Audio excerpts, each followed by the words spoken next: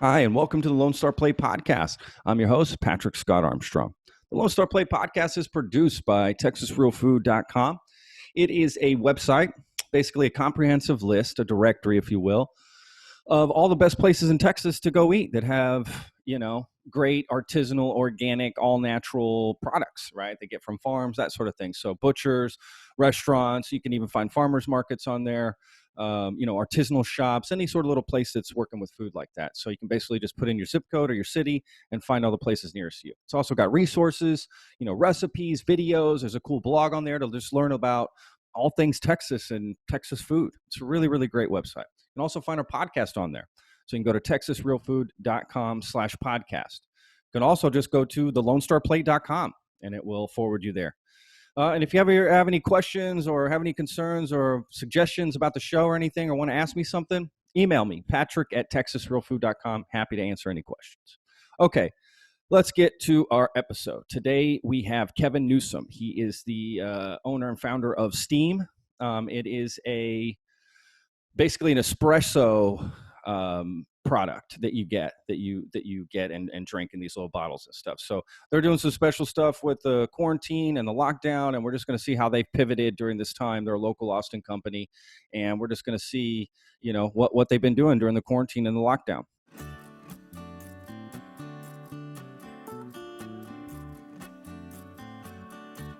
Hey, there we go. You hear me?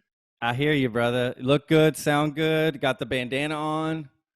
Yeah, You're either ready to rob a train or you're going out to get groceries. I've been making stagecoach jokes all week. Of course, it's like I felt weird. I think it was 2 days ago. I walked into HEB with a black bandana. I just thought, this is the craziest looking thing in the world. I mean, it looks like I'm about to rob the place. No, you could get really close in a robbery situation, and no one would ever suspect anything. So.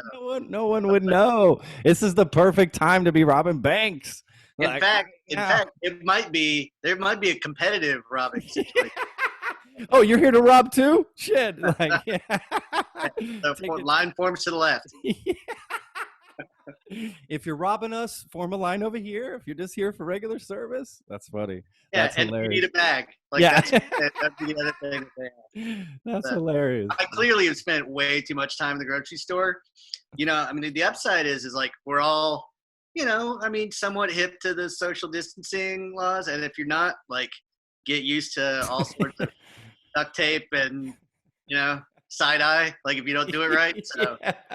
Oh, absolutely. You will get shamed, right? There's the social distance shame that you'll. Well, and then there's the thing. It's so our local package store that's near my neighborhood. It's I'm in there from time to time, and I had just stopped by on my way back from somewhere else, and I had flat forgot to pack my bandana, my bandito gear, and so I walked in, and then you have to offer up a reason that you're the guy that doesn't have it. So don't be that guy either. I love it. Yeah, you're right. You got to come up with why I don't have a mask. I promise you there's a good reason, guys. Which is a conversation we're never brought up to expect, right? Oh my God. Of course not. I just assume it's my kids are little, so I just assume that when they're older, they'll have foggy memories of all of this dressed 1800 stagecoach situation. So we're not there yet. Yeah, totally.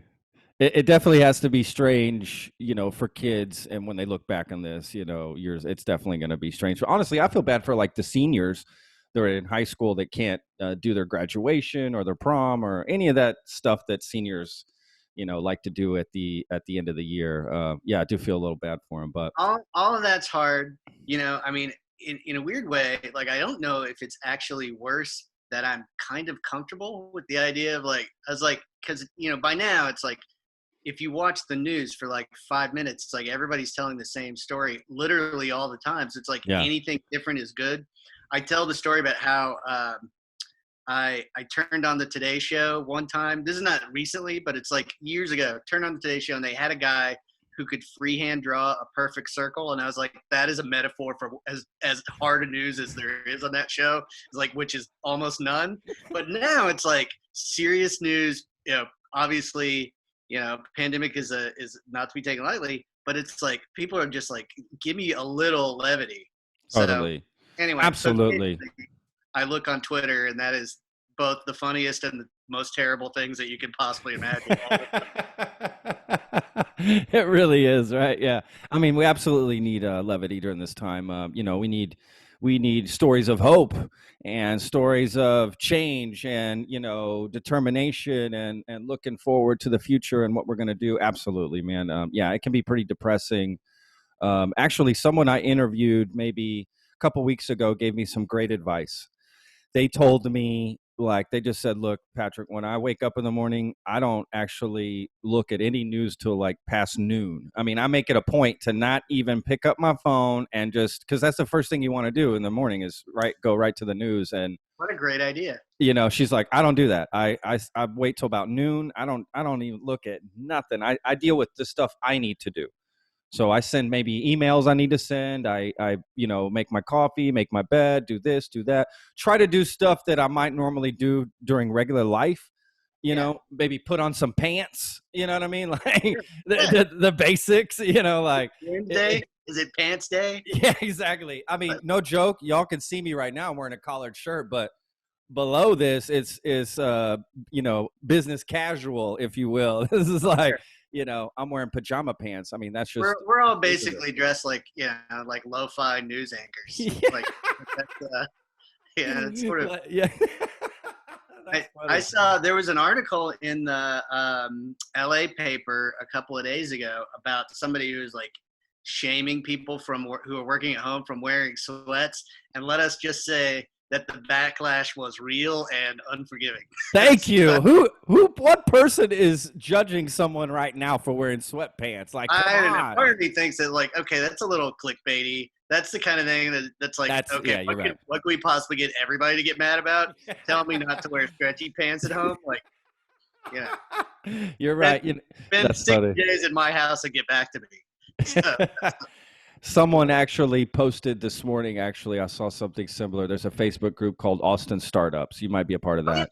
Sure. So, someone posted in there the same sort of thing, like that they had a meeting with somebody and they had turned their video camera off because they were just in regular, sweatpants and whatever. But the person that they were doing the Zoom with left the video on and they were dressed in pajamas, hair in a bun. And she was just like, oh, that was so unprofessional. I can't believe she would do that.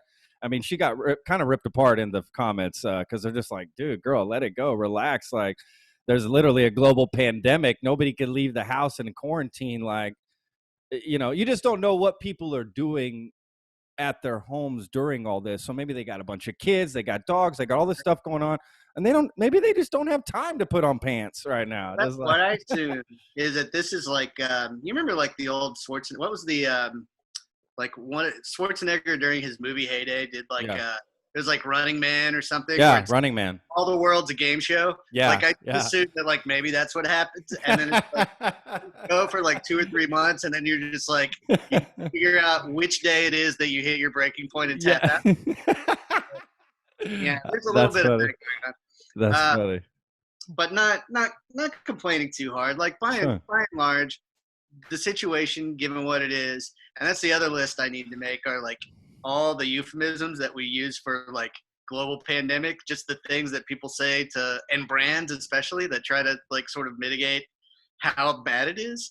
But the day-to-day is really not that terrible. It's just sort of, it is a little Groundhog Day like. Yeah, it's exactly right. It's Groundhog Day. That's a great point. I actually hadn't heard anybody say that, but that's exactly what's going on.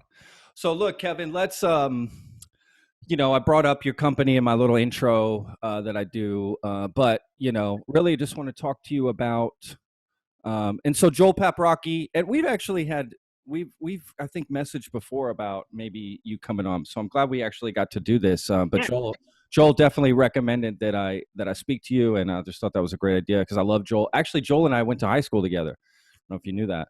Oh, I did not know that. Yeah, cool. Yeah, he's a year younger than me. I actually was in the same grade as his older brother, Scott.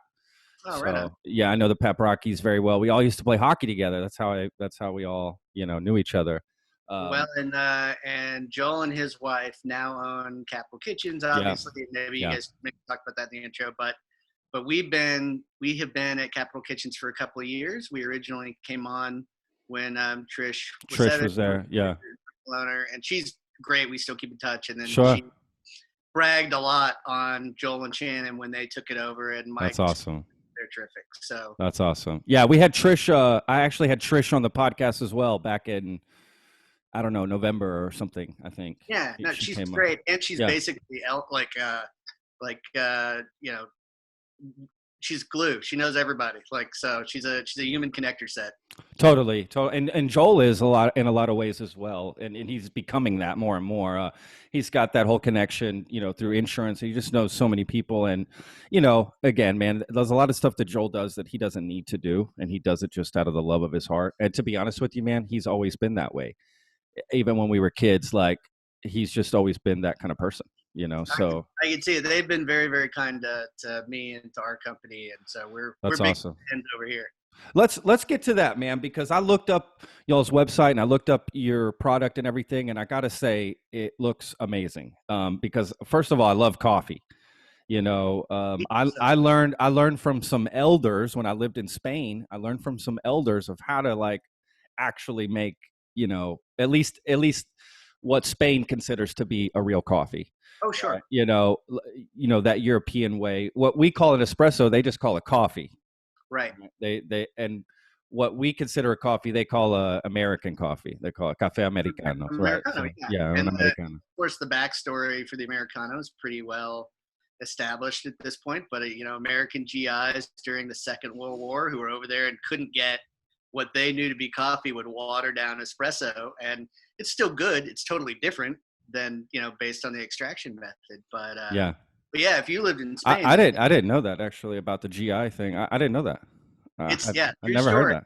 Or at the very least, that's the heavily leaned upon. Sure, that makes sense though. You want to? I get it. You get a little you get a little coffee, right? It's tiny. It's not meant to be a big old cup. To take it. So I could totally see somebody out in the field of war would be like, what the hell is this? We're going to have to make this last. So, well, if you do it I assume that if that's what you have access to for 3 or 4 years, it's you come home afterwards and you're like, why is no one serving that here? So yeah. It's a thing. Totally.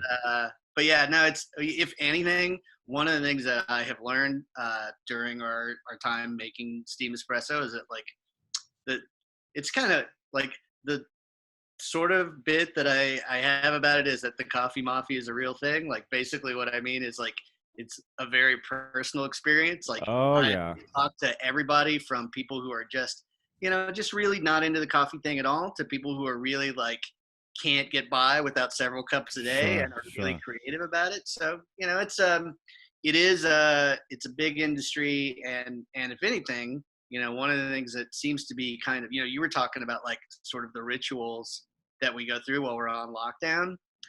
For whatever reason, probably because they're a pretty good read, I end up following a number of screenwriters and showrunners and stuff on social media. And one of them is the guy who's behind the Showtime show Billions. And he has his morning cup of coffee he has termed the Royale. And so people send him mugs that say the Royale on it, and he makes a big show of his morning show. So it's those little, I just feel maybe it's part of the human experience, right? That we mine connection where we can find it. Absolutely. And coffee especially. Dude, coffee is such a big part of my life and a lot of people's lives. Again, coffee is such a big deal in so many parts of the world, man. Again, when I lived in Spain, I remember the very first place I ever got a job, they wouldn't let me serve coffee for 3 months. They wouldn't even let me make a coffee because, one, I was American. Right. Two, they said I didn't know what I was doing. Even though I had worked at some of the best restaurants in Dallas, making coffee, for expensive, blah, blah, blah, blah. I thought I knew what I was doing. Yeah. I didn't know anything, apparently, according to them. And it's true. They just showed me all these little things and all these little tricks. And it really wasn't too complicated. It just basically came down to repetition. You just got to keep repeating it, doing it. And then you learn, then it became a point where I learned to, do it fast and do it well, because coffee is a different game over there in Europe. Like, people come to the bar asking for coffees like they do shots here in America. Give me two, give me three, give me this, give me that, give me one with ice, give me one with this, give me with, blah, blah, blah, blah, blah, blah. And you're just like, holy shit, you're just making all these coffee. It's like being at a nightclub bar. And I had never experienced that in my life. I just thought, damn, coffee is a big deal here. And I remember one older guy, he just wouldn't let me make him a coffee. He was like a regular at this place that he would come in all the time, an older gentleman. And for the longest time, he would just never let me make him a coffee till like literally my last week of working there, where he just said, all right, I'll let you, make me a coffee. And I'll never forget that, man. I made him a coffee. He drank it and he just said, yeah, you still got work to do. I'll just never forget that. Like, damn, I worked all summer on this. I worked so hard. I thought I had it down, and still, I just can't. It's what it is, right? People just take it so seriously. Well, and to be fair to you, it's like they also move the goalposts on you a little bit sometimes. That's too. true. Like, that's true. You just catch that guy on a day where he's like, yeah. okay, well, maybe I want a little bit more of, more of a stronger coffee flavor, or more of a little of some type of additive. Like, any of that makes sense. Like, totally. But anyway, yeah. Ultimately, it's never gonna get out of style. Here's another little weird factoid. So one of the earliest, and maybe the earliest, references to like sort of the consumption of coffee beans was that I guess it was the Mayans used to like take coffee bean and like chili peppers and like, oh wow, have those together, which like those flavors actually kind of, they work. But I was like, hey, that would be super intense. Like, I can only imagine, like, how, like, this is not for the fan. That's like make your hair stand up on end, which none of us need these days. Yeah. But B, like, what an interesting way to like kind of, I could see how, over time you'd be like, okay, how can we dilute this and turn it into something? And so the evolution, in a weird way, the evolution of coffee, and by vis-a-vis that, espresso has kind of been I feel like has been backed out against the human condition a little bit, like where we live, what the soil is like, what our, daily lives demand. Sure. So anyway. Yeah. Let's talk about your product a little bit. Let's talk about just tell us what Steamm is. What do you guys do? Yeah, so we brew and bottle artisan espresso here in Austin and ship it all over the place. So basically, we're authentically, like, basically we're creating authentic espresso. We steep it in cacao, so everything's like, basically they're kind of like little mocha shots. They're pretty good. Yeah, nice. So they just come in little bottles, right? And you just sort of. I'll tell you one. So when we ship them out, we ship them in big boxes like these, and then they usually come in. Here, let me open one of these up like it's a new thing. But yeah, they're about that big. Yeah, and nice. They're when any of us can ever go to an airport again, they're TSA friendly. So it's like, oh, that is good actually. Yeah. So like they're 2 shots per bottle. It's 130 milligrams of caffeine, so it's like it'll raise your eyebrows a little bit. Yeah. And our original version we augment with 3 or 4 grams of pure cane sugar. So it's not sweet, but it does help it keep. So it's like the original ones, like the one I just showed you, are good for about 6 months at room temperature on the shelf. A little bit longer if you chill them. And then we also make a. So you should chill them. Should you keep them in your fridge, or where do you think's the best place to keep those? So it really matters personal preference. So it's like when people order, what we typically do is put a recipe card in there with a bunch of basically. So it's like sometimes because the delivery vehicle is different because it's not coming in a tiny Italian cup. Yeah. Ask us like, what can I make with it? And really the answer is literally anything you can make with an espresso machine without having to wait around for it. Yeah. If you want your espresso, like if you like your espresso hot, you can give a bottle a hot water bath at the temperature that you want for about 90 seconds, and it should be solid. We've also cut it with hot water and make a pretty great Americano. But my wife likes to make iced lattes in the morning. And so, nice. Yeah, it's like, it takes like literally 30 seconds. Yeah. So, that's a good point. I was actually going to ask that, like, what drinks can you make with it, or are bars using it for cocktails or anything like that, Yeah, so we do produce in 16 ounce for bars and restaurants. Like, so, Oh, wow. So there yeah, is 16. Oh, wow. we just rolled those out not very long ago. So it's like now, of course, all the bars and restaurants are closed. So it's like Totally. matter of time. But, Yeah. but, God. but, one of the things that we did when we decided to start putting this together was I sat down with the master chef from a local restaurant group, and one of the conversations that we had, so he tried it and he was like, gave me some really honest feedback and was very kind. And he said, the biggest challenge for me, he's like, at one of my restaurants, he's like, when we sell one espresso martini, we sell 30 because they look great and Yeah. but he's like, we spend all night waiting on the machine. So he's like, if we could pre-batch something, that would be interesting. So we put that large format together for situations like that.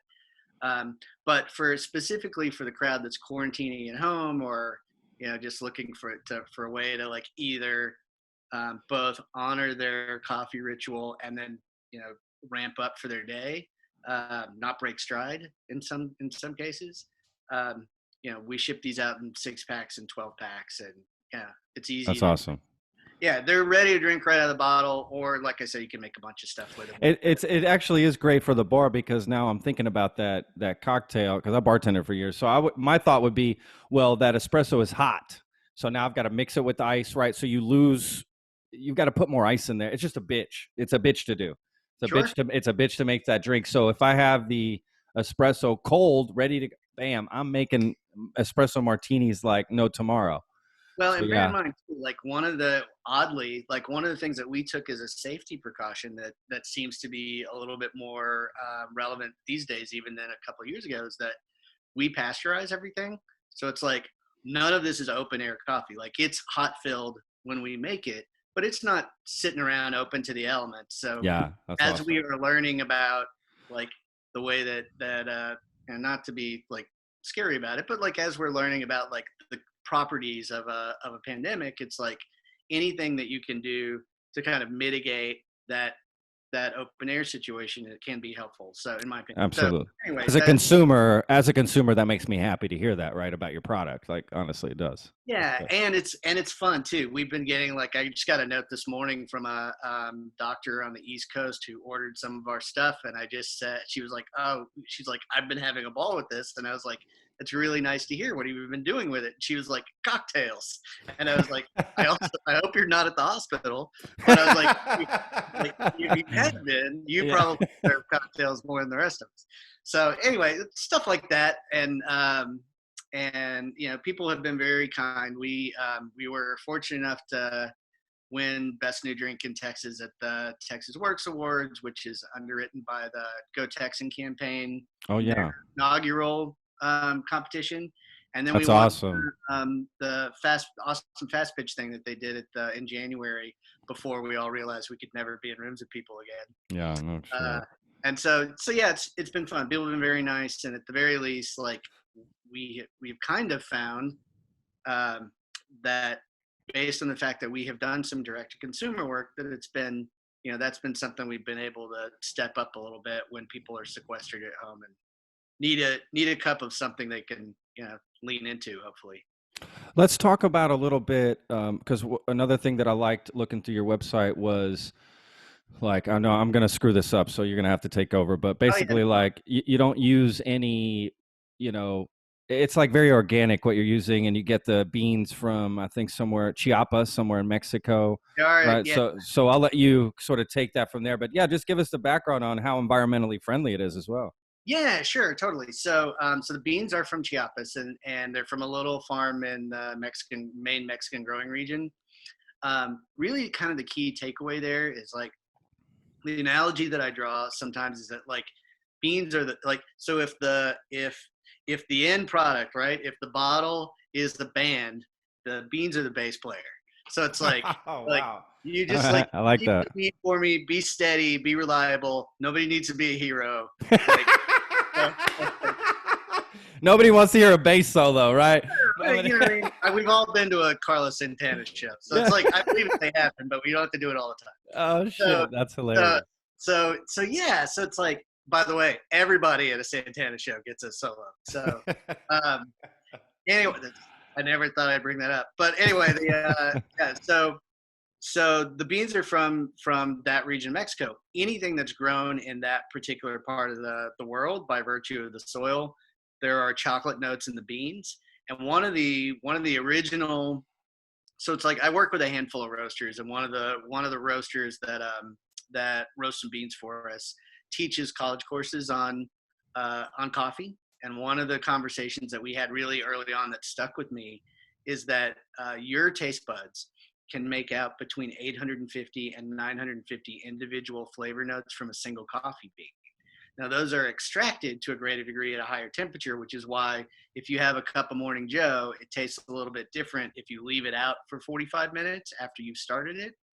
And that, so just, when you have cold brew, it further reduces the flavor profile. Yeah. But because we're steeping in raw cacao, there's some chocolate going on in there anyway. And because they're chocolate notes, it just dovetails really nicely. So anyway, essentially what we make is an authentic artisan set of espresso shots, but we are augmenting it a little bit just to kind of, and we triple filter it. So we try to take some of the angry out of the equation. So if, like, if you ever had like acidic espresso, it's like, some people are really into that. Just like there's always going to be black coffee guy who doesn't want any cream or sugar. Yeah.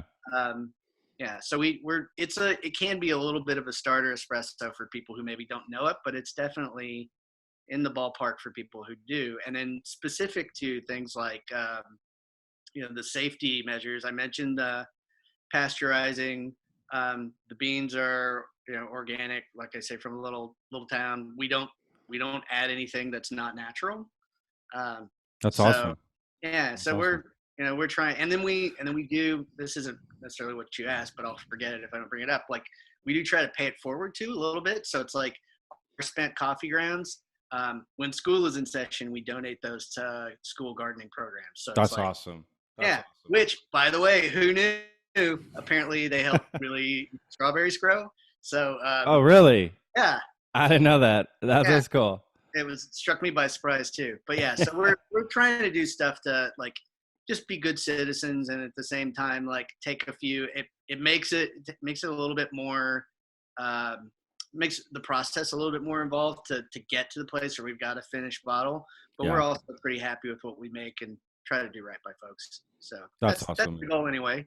Yeah, absolutely. Well, look, you have a choice as a business owner. You can make the product and sell it, or you can make the product, sell it, and do something on top of that, right? Like, the company can mean more than just coffee. It can be about, like you said, giving back the grounds to the community and doing this and doing that.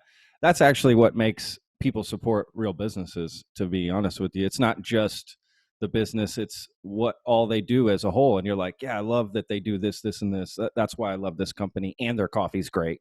I will say too, like, if anything, like, it's a weird kind of silver lining. And it's, to be clear, like, it's a silver lining. We all wish the pandemic was over. Like, no one would run out in the street faster than me when I had to be in my house. Yeah. But the silver lining is like, we have seen so many places, so many companies support other companies, so many companies do nice things for the community, so many companies who are just trying to take that extra step to do something to really support people on the front lines. Almost to the point where it sounds like we're kind of hearing that message on repeat a little bit, but it's a big, like, I think it's a big deal. Yesterday, I stopped over and talked to the guys at Still, the local whiskey. Yeah, it's actually right.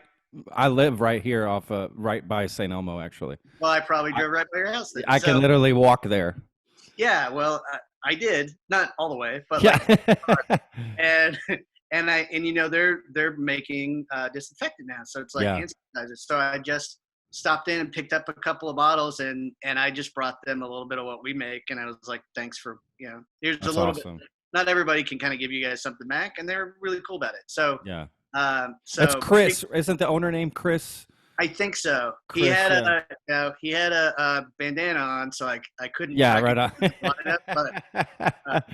I met him at a paella party a couple years ago, and just, he told me, he gave me his card and blah blah blah, and Yeah, I've just been looking at what they're doing, and I did see that they did the hand sanitizer. I think a lot of didn't like some breweries and other distilleries do that too. Like, Yeah, I that's think it's an easy crazy. pivot for them to make, and it's happening in a lot of communities. I mean, here, once upon a time, I remember when Austin had like 8 breweries tops, and now it's like, I don't know, 50. So Totally, there are a totally. lot of them, Yeah, and so yeah. that not even counting distilleries. And so with those guys, like, anyway, that it's one thing to be able to do it, and it's another to take the next step and go do something. 100%, because they're also providing the bottles and the labels and the labor to get it done, and the actual product, and a lot of these places are giving it away. Again, it really is such a great sense of community. Again, just like for your company as well, it's you have a choice as a business owner to just sell your product and buckle down, and that's all you're going to worry about. But I love companies that don't take that approach. They go the further approach, which is to help the community, because without community, nobody's buying your product. It's that Well, simple. I'll even take it a step further, which is to say, and this is an opportunity that Joel and Shannon originally turned us onto, but like we've partnered with Jose Andres Frontline Foods organization and provided some espresso for emergency room workers here in Austin. So Oh, it's like, really? That's yeah, awesome. yeah. Dude, So that's that is cool. like, we're not driving that effort, but we're grateful that they ask us to be a part of it, and Yeah. it's been really cool to like take that stuff in there and share it, Dude. and then hopefully just fuel somebody who needs it a lot more They than have to love you coming in with espresso, dog. Like if that was they. me, right? they I'd just be like, oh, it's like he's here. Like, oh Well, my and if God. you think about it, they're already in comfortable clothes, so Yeah. they're most of the way there. But Yeah. I mean, I'm surprised you're not getting tackled in the parking lot. Like, give us everything you got in the trunk. well, the Everybody's key wearing a is, bandana, so you can't tell who's who. right, the key is to put on just enough of the hand sanitizer that you're still slippery. I don't know if that's true. That might That's not be. funny. Um, That's really cool of you guys to do that, though. Yeah, and then I guess That's really another cool. thing that I think would be worth, at least I would love to be able to share, is that there are other groups that are specifically putting packages together that are just specifically designed to support CPG brands here in Austin. Yeah, So there's a group called ATX Kit that bands together 10 products from 10 different companies, and we're fortunate enough to be included in that too. And that's so awesome. you can go like buy these, and I think it's just atxkit.com. But anyway, those guys are selling these little cool kits, and it's like you get this big smorgasbord of like Local interesting. products, right? Yeah, cool local product. Yeah, that's cool. That's awesome. Actually, that's great. That's I say that again, yeah, again, it's another awesome. one where they ask us to be a part of it. We're not driving it, but we're really Sure. great. Absolutely. There's nothing wrong with that. Again, sometimes too many drivers is not, nobody's going to get anything done, right? Sometimes you just need to be on board with, just be a passenger and let someone else take the lead on things. You're providing the product, man. You're doing enough already right there. That's Well, we have shared some stuff with other members of the local medical community, just as like less of a like sort of high five PR thing and more of a like let us actually doing it, just to really help people. Yeah. just feeling like you're doing a little something to Sure. hopefully move the needle. So Absolutely. anyway, yeah, it's been very odd in a weird way. Like so at the tail end of in the fall we were part of the Texas Venture Labs accelerator at UT, and so one of the without going into the weeds about this, like a short version of the way that program works is that you work with a team of graduate students who have different specialties, and like really over the course of about 12 weeks, you can kind of like really get into it, like a couple of things. And so we did, it was a great experience, and high five to those guys. I really enjoyed it. But one of the things that we did was work on a hospitality pilot. Well, right now, hotels are getting clobbered. Yeah. So it's like, I think about those guys a lot. We're having to like sort of take like focus less on that part of the business while they're frankly, there's nothing they can do. Like I saw a stat last week that said the occupancy downtown is like 3% right now. Oh, it's crazy. So, Yeah. yeah. My So brother's in the hotel industry. He's hurting. then He's hurting right now. So it's one of those deals. But I do think that also it's like, in a weird way, even for those guys in industries where it's like they really have to be feeling it right now, one of the things that maybe the lack of activity, and this is easy for me to say, get my hope is that maybe that gives them an opportunity to think about, like, okay, so when we come out of this, like, this isn't a permanent condition. When we come out of it and the new normal is whatever the next iteration is after we're out of quarantine, like, what are our new safety norms? And I Yeah. think that there are going to be some that apply, and so we're trying to Absolutely. proactively get out in front of that too. Yeah, absolutely. There'll definitely be some things that stick, that restaurants and bars and whatnot are going to carry over. And honestly, one good positive about this is that most places will have delivery down packed. They'll have it down really good, because before, not really. It was just not anything you concentrated on so much because you didn't normally do it, you know. Um, so yeah, that's something that I think you'll see restaurants and places have delivery down packed now from now on, moving forward, which actually they're going to see is going to help their sales in the long run, because the dining room will be open. Now people are still doing delivery more, that they see that it's, easy to do.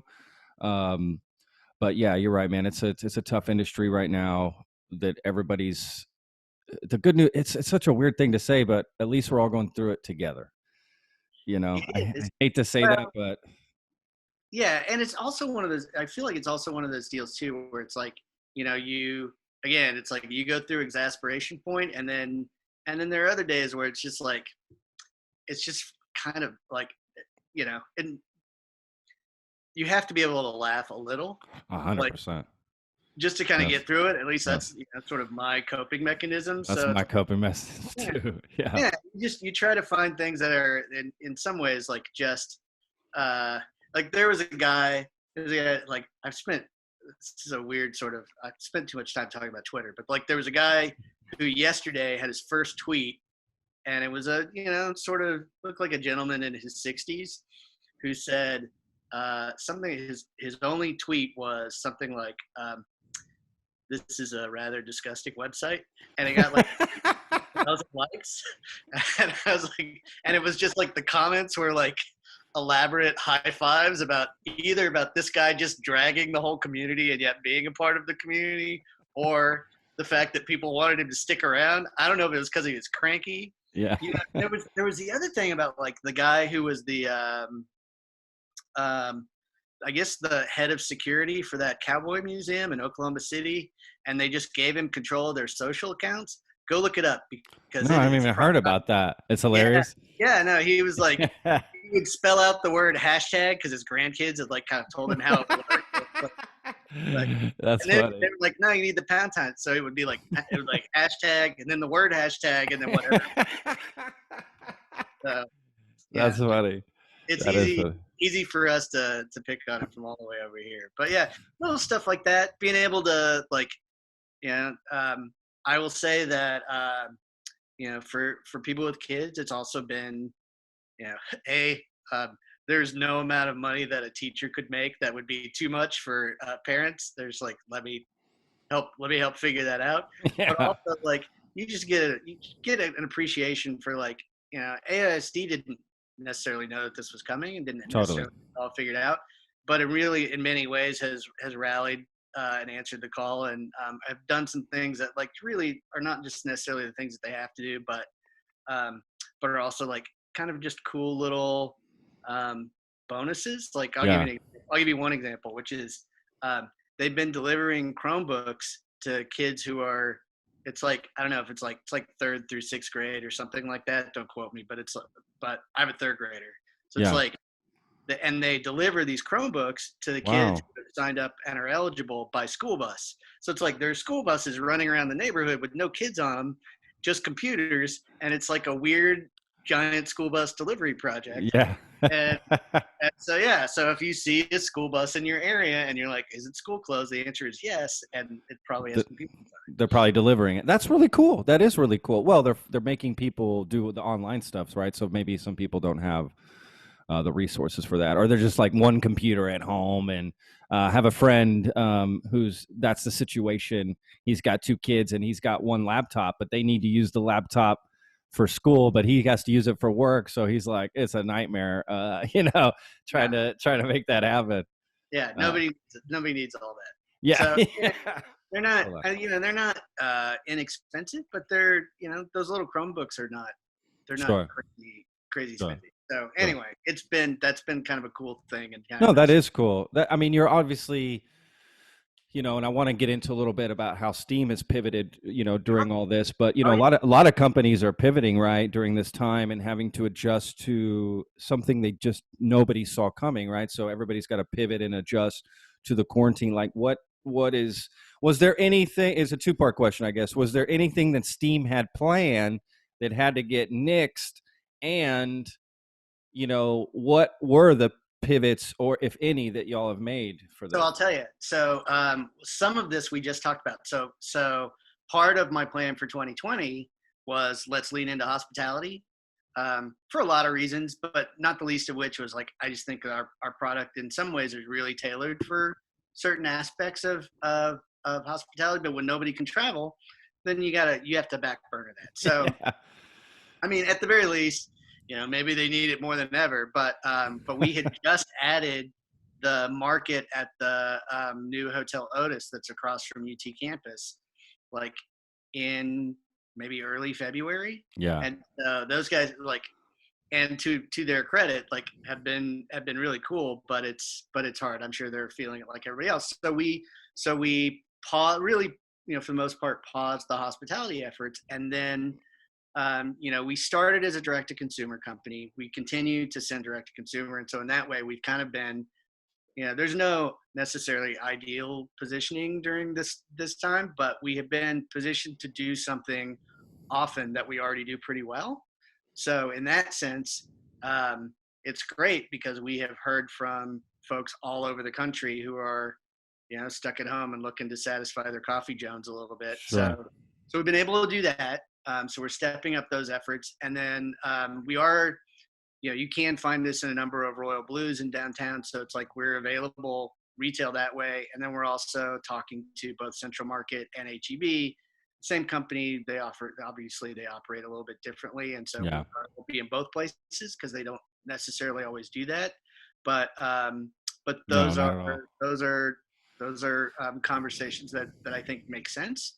So one of the other of them we hope will turn into something sooner than later. This is typically the time of year that HEB does their Taste of Texas competition. Yeah. So they encouraged us at the very least to look into that, and then Central Market also does like essentially like my understanding is a little bit of a dog and pony show for emerging brands, where it's like you can come and talk to the folks who run those stores or who buy in your category for those stores, and they can taste your stuff and learn a little That's bit more cool. about what you're Yeah, doing. that is cool. So beyond those, the other thing that we were going to do anyway that we have continued to do is to expand our digital footprint. And the reasoning behind that is that like essentially I came to the conclusion that like people like to shop for CPG products the same way that they shop offline in a store, which is to say that you don't want to go to 8 different places for 8 different products.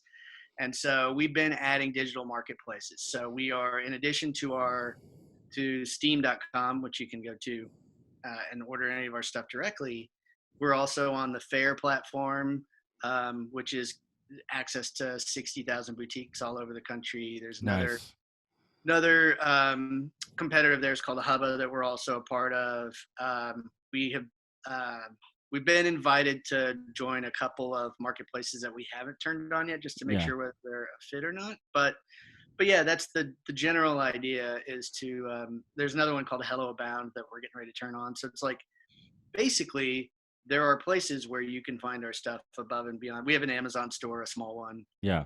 We were one of the benefits of being a part of this pitch competition at the HEB Tech Hub in January was that we met a lot of people from all over and got to know some folks from the city who work with small businesses a lot. And basically they connected us to some folks over at eBay who run a program called Retail Revival.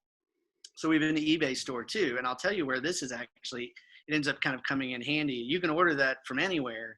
But they also they have a partnership with Pitney Bowes, where it's like my original concern about about that platform, I feel pretty transparent in saying this out loud. It's like, was it like, I was like, I don't necessarily need to learn how to ship everywhere. Like if the rules in the Netherlands are different than the rules in England, count me out. Like this, I was like, this country's big enough. Like we've got plenty to worry about just to try and get everything right here. Sure. Um, but through this partnership that they have with Pitney Bowes, basically they have a clearinghouse where it's like, if you're in a foreign country and you order our stuff, we ship it to Lexington. They essentially repackage it and That's assume right. the Yeah, they take responsibility. Yeah, they have a center in America that takes those shipments and then ships it out internationally. Yeah, Yeah. correct. So in a weird way, it's like we don't have to do any get over our skis to try and figure it out. They can handle that part for us. Yeah. And we Yeah. roll. So yeah, there. If anything, like, and it's like we hear from all kinds of folks. We got approached by an app that I won't mention, but it's kind of one that's growing quite a bit, and they were like, they're basically looking for kind of interesting brands to be a part of reaching their audience. Now, whether that ends up being something that would make sense for us, we're not totally sure yet. But everybody's like just trying to figure it out. And so we have a lot of, we try to keep our ears to the ground, and then we do the things that make sense for us. And if there are things that aren't, then that's okay. We don't know if, maybe that'll be something that makes sense down the road. Well, you're trying different things. I mean, that's the best way to do it, right? You got to try different things, see if it works. Just because something worked for one company doesn't necessarily mean it'll work for yours. And just because something didn't work for somebody's company doesn't mean it won't work for you as well. So I think you're doing the right thing. Just sort of a shotgun effect, right? Just sort of get out there, see what's picking up, what's hitting. I mean, honestly, if none of those revenue streams really are costing you anything, what's wrong with keeping them open if they're bringing in money at some extent? Yeah, well, and the idea is, I guess that and I mean, maybe it does come off like a little bit of a shotgun thing. We don't necessarily look at it like that. Like, we're testing a bunch of different things with the idea that, like, we'll double down on the ones that totally, exactly. That's what I mean. You sort of just boom, let's put it out there, see what's hitting, and then you know what, this place is great. Let's, like you said, double our efforts here or whatever. I have a question for you because this seems like coffee's obviously a popular product to get. Do you guys have like a direct competition, or is there a brand that you guys feel you're similar to, or anything like that? Anybody you're competing against, or what do you think? Yeah, I mean, so we have a slide in our presentation deck that it's like, that's a X and Y axis, and it's like on the X axis is like efficiency and the Y axis is indulgence. And I tend to think of all brands in terms of like where they sit, like on that graph. Yeah, interesting. The short answer is sure, we have plenty of competitors. Like coffee's a competitive space. It's a $48 billion industry, just the specialty coffee industry, just in the US. And then you take like all the my term is like the sort of junk caffeine, like the Red Bulls and Monster Energy and whatever. It's like, those are fine for some people. But they're really sort of more a means to an end in terms of like caffeine consumption, and less of the, they're a highly effective but not particularly indulgent experience. And they're not good. I mean, I drink Red Bulls. I'm not afraid to admit it. I've drank them. And I drink it. They're horrible. They taste like shit, and I still drink them because they do give me some energy. But absolutely, like, you're not enjoying the moment, sort of thing. Whereas a coffee, natural, giving me everything I need, I'm enjoying the coffee and getting the benefit from it. Yeah, sure. So to answer your question, like, so what I would say is, like, in terms of efficiency and indulgence, right? Like, most of your like canned or bottled coffees, like, yeah, sure, there are some of those that if we're sitting on a shelf, or if you're sitting at home and trying to figure out which one you want, like, there are things you can get out of either of those. Yeah. But we're excited about the fact that what we do is, like, the idea is, like, we want to honor your coffee ritual. We still want to bring you something that is super authentic, but at the same time, like, not have to like sort of slow you down in order to gain that energy and focus. So it's like, sure. Here's another thing. It's like, so on that graph, it's like there's a picture on the indulgent but not super efficient side of a guy sitting around a coffee shop. It's like that guy's having a very indulgent experience that's not totally efficient. So it's like and that experience is kind of, in fairness to coffee shops everywhere, it's like kind of been taken out of the equation. So, I'm sure that we're stepping in where some folks can't go to their local coffee shop. We certainly, high five and support local coffee shops everywhere. But yeah, we just happen to be positioned in such a way that like we're able to help some people out. We're happy to do it. And obviously like we want it, we like what we make. We like sending it out. So we're happy when people want to try it. No, absolutely. Again, man, I mean, coffee is it's like wine in a lot of ways where, people care if you've cared about it. So if you have a choice, if I'm looking at coffees, right, and I see Starbucks espresso shot or whatever, and then I see Steamm, and if I know a little bit about Steamm, I'm picking Steamm because one, it's local. They care about what they're giving me, and they don't have to, but they chose to because one, coffee is something you should care about. And if you're a coffee lover, you care that somebody cared about that coffee. I mean, it just makes a difference to you. So it's like an easy choice to pick something that's been cared about and, grown right and groomed and researched right and all the things that y'all are doing, as opposed to, this was just made in a lab by whatever Joe Schmo and bear in mind, for whatever it's worth, like I'm not necessarily intending to totally take a pot shot at these guys, but it's like Starbucks has been sued twice because the espresso shots they sell are not espresso. So what? What's in it? Oh my God! I mean, essentially, it's like a dark cold brew. Yeah, so it's dark like cold brew. Yeah, so it's like there is a little. I think that I mean, obviously they're a massively successful company by a number of metrics, but it's like one of the things that I think that they, in that particular instance, probably skate on a little bit is just the idea that people haven't critically thought about how an espresso is made and what makes it or not. So we're trying to also educate a little bit along the way. Absolutely. If you can educate, you get people on board with what you're saying. One, you get to educate people the way you think it's right, so they learn that way. And now you're sending that person out into the world in your mind, right, with the correct information. Now they really know about coffee, and they're going to then turn around and respect you and want to buy from you. And that just makes sense. I mean, that absolutely makes sense. We hope so. At the very least, we're happy to send it to them. Yeah, absolutely, man. Kevin, this has been so awesome, man. I'm really excited to try your product. So I'm definitely going to get some espresso. Again, I love coffee. I've never bought espresso in a bottle. Like I never even bought those. Now I'm hearing it's not even real espresso, but I've never even bought those things before. The Starbucks ones or anything. So send me your address. I'll send you some. I will tell you. This is kind of a funny story. So it's like, I had a guy in Florida who I was doing some other work with, who was a coffee nerd, really was into it, ordered his first box. And then the next morning, like it really early, at like 7 or 7:15, it was like 6 or 8 months ago, I had to get on a call with this guy and a bunch of other people. And they didn't know that he clearly had drank an entire bottle, like both shots, full 130 milligrams of caffeine right before this meeting started. Because what happened next was the most harrowing conversation I've ever seen 5 people have on anyways, that guy was like, I used to do an impression of it because it was like, it's like watching somebody's life flash before their eyes. Which is, I kid, but know your body. Yeah.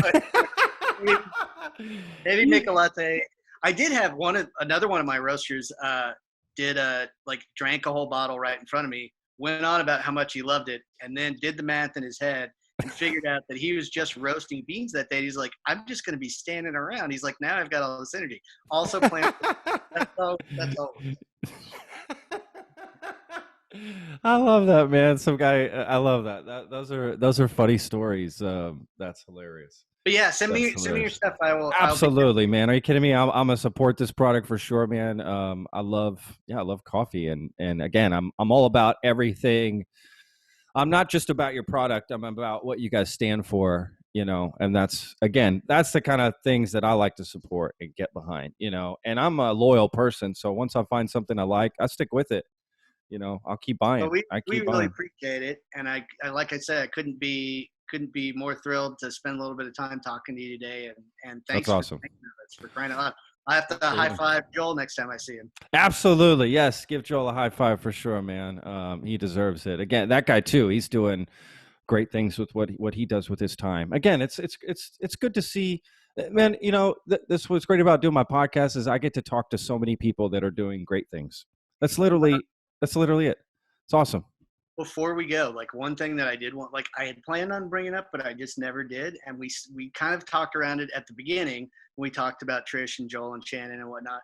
But one thing that has been really great about running a CPG company in Austin in particular, but certainly in Texas, is that, and I don't know exactly how to put this, but like people share here. So it's like, it's not super proprietary. Yeah. I'm sure that that's not universally the case, but in my experience, people have been very kind to us and very open to like just talking through like, okay, here's a pretty typical pitfall that you may run into during the process. Here are some ways to avoid that. Talk to this person, talk to that person. And so awesome. we try to do that for companies that are coming up behind us. And, we certainly don't have everything figured out, but we're really proud of what we're making and just trying to grow it the right way. And at the same time, support and be responsible and responsive to the community if we can. Yeah, absolutely. Again, you have a choice to do it, and choosing to do it is commendable. So again, man, I can't wait to try the product. Definitely going to send you my address. I'm going to be all over that stuff. I'll make sure not to drink an entire bottle before a podcast interview, though. That would just be, I'd be off the walls. If you're doing a speed metal podcast, it might be. Yeah. So when I'm interviewing the Micro Machines guy, you remember that guy? Yeah. Oh, sure. Yeah.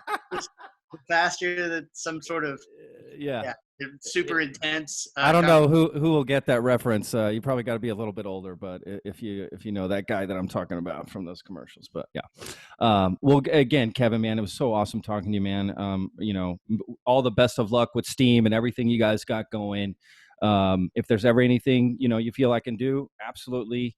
Reach out to me. Would love to help out. I'm all about helping people connect with other people. That's sort of my role now in the industry, sort of a middleman. I can help people connect with this person or that person or whatever, so. Well, this is great. Aside from getting a kick out of getting a chance to talk about what we do, like I'm just a big fan of the industry and people who are, it's a little bit like, I came from tech before I was in CPG, and so in some ways it's like there's just a lot of smart people who are doing things that are really innovative, and it's fun to be part of that tribe. So we're gonna keep working at it. That's awesome, man. Yeah, well, best of luck to you guys. Best of luck to your family as well, and make sure you guys stay safe, wash your hands, stay clean. I'm sure you guys are doing all that stuff. Rob a stagecoach. Yeah, exactly. Save all that money. That's all I'm going to say. Save the bounties. Don't exactly. Virgin. So again, man, thank you so much, Kevin. We'll be talking soon, and best of luck to everything, man. Thank you so much for coming on the podcast. Okay. Yeah, that sounds awesome. I'll be on. I will look forward to sharing it when it's up.